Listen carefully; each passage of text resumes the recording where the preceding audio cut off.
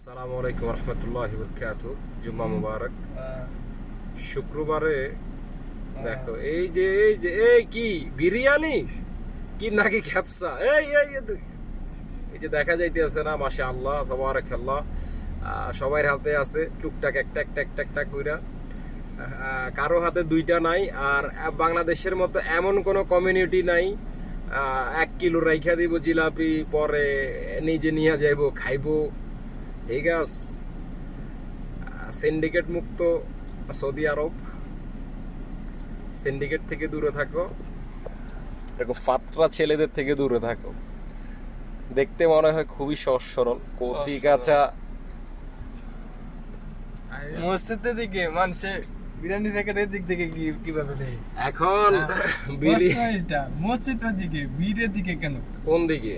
মসজিদের দিকে। মসজিদ এইদিকে হোক, এইদিকে খাবারের